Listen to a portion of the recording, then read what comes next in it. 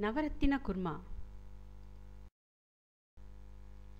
வறுத்து அரைக்க தேவையான பொருட்கள்: காய்ந்த மிளகாய் 3, ஜீரகம் 2 டீஸ்பூன், தனியா 1 கைப்பிடி,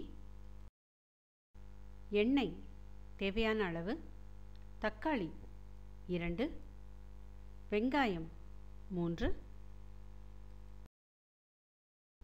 முந்திரி 8, இஞ்சி பூண்டு விழுது 1 டீஸ்பூன்.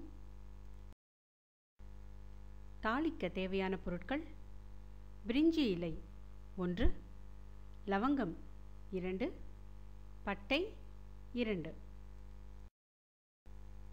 ஏலக்காய் 2, குடைமிளகாய் 3 கலர் அரை கப், ஜீரகம் அரை டீஸ்பூன், நறுக்கி வேக வைத்த உருளைக்கிழங்கு, பச்சை பட்டாணி, கேரட், பீன்ஸ் இவை அனைத்தும் சேர்ந்தது 1 கப், உப்பு தேவையான அளவு.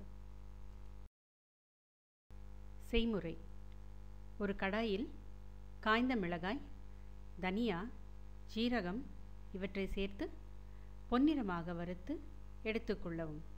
பிறகு அதே கடாயில் எண்ணெய் சிறிதளவு ஊற்றி காய்ந்ததும் முந்திரி, வெங்காயம், தக்காளி இவற்றை சேர்த்து வறுத்து எடுத்துக்கொள்ளவும். பின் வறுத்த இரண்டையும் சேர்த்து அதனுடன் இஞ்சி, பூண்டு இவற்றை சேர்த்து விழுதாக அரைத்து கொள்ளவும்.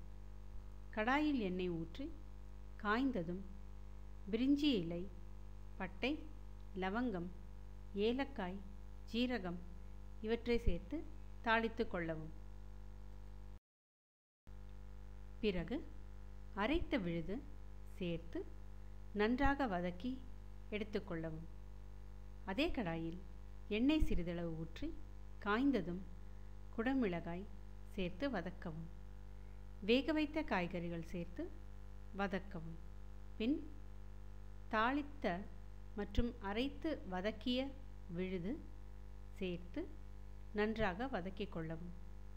உப்பு, தேவையான அளவு தண்ணீர் இவற்றையும் சேர்த்து கொதிக்க விடவும்.